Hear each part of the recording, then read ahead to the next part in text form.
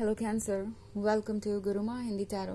और ये रीडिंग है 12 जुलाई से लेके 18 जुलाई तक की। तो चलिए देखते हैं आपके लिए क्या मैसेजेस है इस वीक में और आप क्या एक्सपेक्ट कर सकते हैं अपनी लव लाइफ में।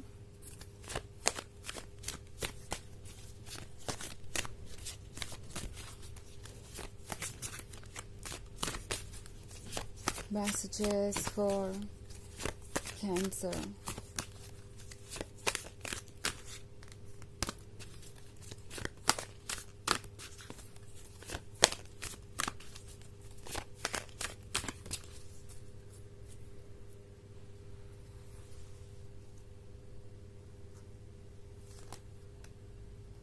Ten of Scepters, the Chariot,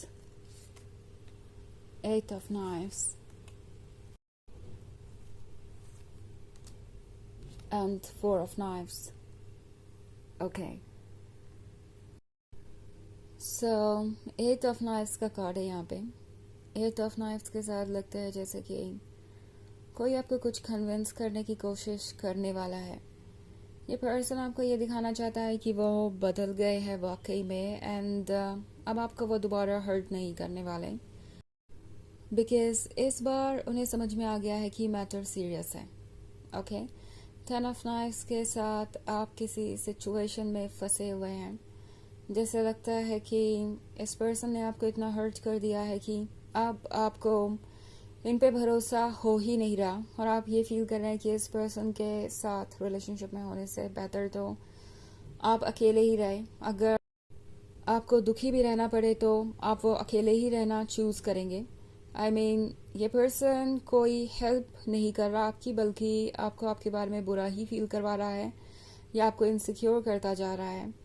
सो ये जो फीलिंग आपके मन के अंदर आई है कि आप अकेले रह सकते हैं उनके बिना, इससे ये पर्सन थोड़ा डर गया है। उन्हें ऑलरेडी ये महसूस हो रहा है कि अब आपको उनको खोने से डर नहीं लगता, बिकॉज जितना भी प्यार आपको उनसे था, वक्त के साथ वो सारी चीज़ें फेड हो गई, क्योंकि इस पर्सन ने ऐसे बिहेव किया या इस तरीके से आपको ट्रीट किया कि आप अब चाहे तो भी उनकी गलतियों को इग्नोर नहीं कर सकते, पुरानी बातों को भूल नहीं सकते। इट्स लाइक आपके इमोशंस आपको उनसे जोड़ सकते हैं, बट माइंड और सोल को हमेशा पता रहेगा कि ट्रुथ क्या है और ये पर्सन आपको डिजर्व करता भी है या नहीं। सो क्लोजनेस नहीं आएगी जब तक डाउट्स रहेंगे। लव का कोई मतलब ही नहीं है जब तक एक दूसरे पे पूरा भरोसा ना हो। डाउट्स हमेशा रहेंगे। तो ऑब्वियसली ये पर्सन जानता है कि आप इस रिलेशनशिप में इंटरेस्ट लूज कर रहे हैं, बिकॉज इस रिलेशनशिप में लव को बचाना बहुत मुश्किल हो गया है।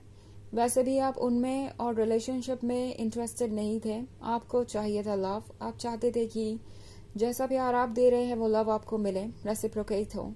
और अगर वो ये पर्सन नहीं कर पा रहा तो फिर ऑब्वियसली आप यहाँ क्यों रहेंगे।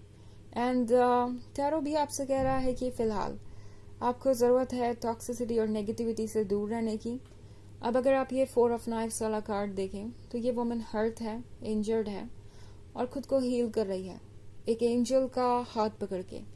सो ये एंजल कोई और नहीं, ये आप ही है, आपकी सोल है, आपका हायर सेल्फ है। आपका हायर सेल्फ जानता है कि आप कितने हर्ट हैं और ये आपकी मदद करने के लिए हमेशा यहाँ पे है।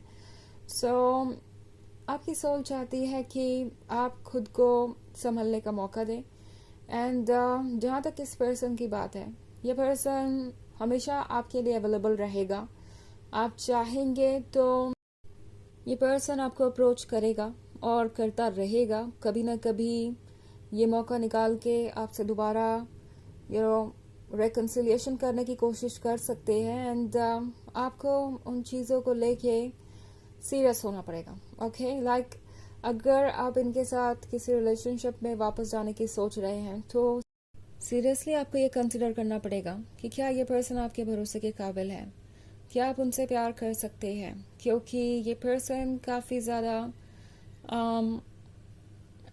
हिडन हो सकता है। लाइक इनकी पर्सनालिटी का एक साइड पूरा का पूरा हिडन है, एंड मे बी डेविल को उन्होंने बस चेन कर रखा है, वो डेविल अभी कहीं गया नहीं है।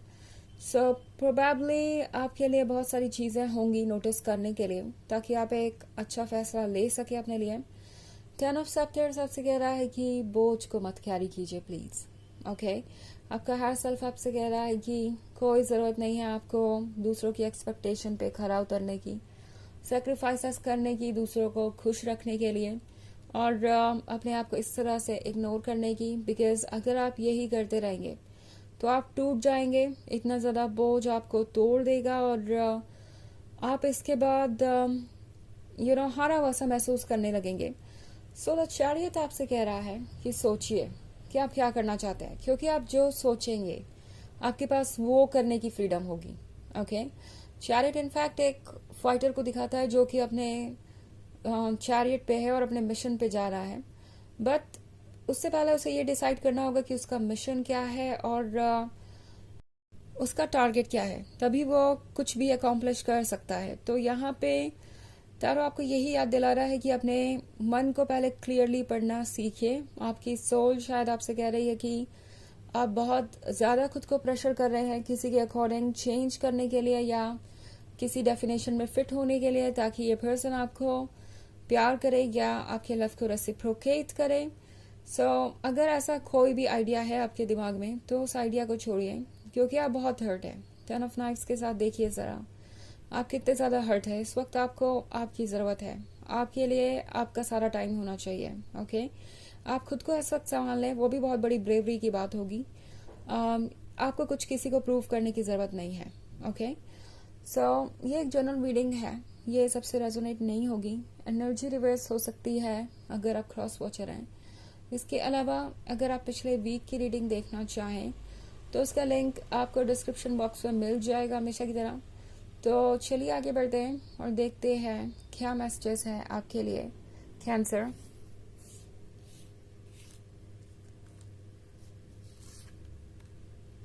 Six of grails, three of grails, daughter of sceptres, prince of sceptres and Ace of Grails. Okay, so Three of Grails का कार्ड है। आई थिंक ये पर्सन सिर्फ और सिर्फ अपने बारे में सोचने लगा था, उनके लिए प्रायोरिटीज बस उनकी खुशियाँ थी। अब इसके लिए वो किसको हर्ट कर रहे हैं या कौन कैसा फील कर रहा है इसकी उन्हें परवाह नहीं थी। एंड इस प्रोसेस में इस पर्सन ने आपको इतना हर्ट कर दिया कि आप शायद खुद को भूल गए।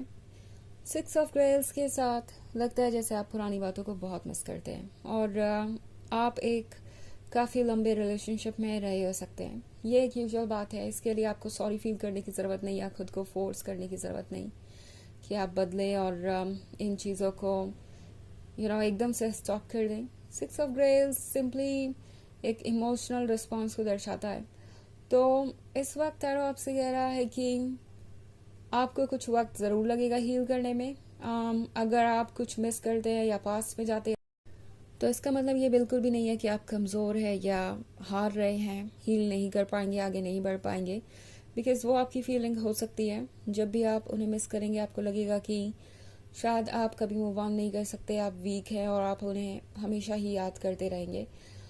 सो अगर सिचुएशन ऐसी है तो टैरो आपसे कह रहा है कि अपने आप को देखिए। आप है ये डॉटर ऑफ सेप्टर्स, आपके अंदर है पावर, आपके अंदर है कॉन्फिडेंस और आप ज़रूर किसी भी सिचुएशन से बाहर निकल आएंगे। वैसे भी हीलिंग कोई लीनियर नहीं होती कि आप एक बार आगे बढ़े तो बढ़ते ही जाएंगे। हो सकता है आप कई बार पीछे मुड़ के देखें।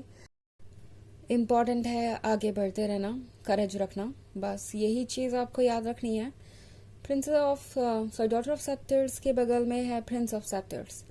तो प्रिंस ऑफ सेप्टर्स ऑब्वियसली वो पर्सन है जो जानता है कि आप कौन है। ये पर्सन ऐसा महसूस करता है कि आप उनके लिए परफेक्ट है, वो ये अच्छे से जानते भी हैं। बट शायद आपके कुछ ना कहने से या यूँ कहो कि अपनी फीलिंग्स को जाहिर ना करने से ये पर्सन इस बात को लेके बहुत श्योर है कि वो जो भी कर रहे हैं उससे आपको कोई खास फर्क नहीं पड़ता, और पड़ता भी है तो आप एडजस्टमेंट कर लेंगे, आप बुरा नहीं मानेंगे। सो प्रिंस ऑफ सेप्टर्स को कुछ लेसन सीखने हैं एंड डॉटर ऑफ सेप्टर्स को भी। एंड इस पर्सन को लगता है कि जब बात रोमांस की आती है तो आपके जैसा कोई और हो नहीं सकता। एस ऑफ ग्रेल्स के साथ तारो आपसे कह रहा है कि जो आप चाहते हैं वो आपको ज़रूर मिलेगा और आप वो ज़रूर मैनिफेस्ट कर पाएंगे। बट इस वक्त फिलहाल तो आप अपनी हीलिंग पे फोकस कीजिए। चलिए देखते हैं आपके लिए ऑरेकल मैसेज क्या है। लाइट, शायद आप कब से सफोकेट हो रहे हैं अपने इमोशंस में। वाटर उसी इमोशन को दर्शाता है। अब वक्त है सतह पे आने का, सन को फील करने का और रोशनी को एब्जॉर्ब करने का। वो करना ज़रूरी है ताकि आप खुद को दोबारा देख पाए, ब्रीथ कर पाए। और इस वक्त आपको इसलिए इन सब चीज़ों से गुजरना पड़ रहा है ताकि आप अपने बारे में सोचें। ओके, ये भी एक तरीके का लेसन ही है। तो ये है रीडिंग इस वीक की। आई होप आपको अच्छी लगी होगी। Thanks for watching. Till next video, bye.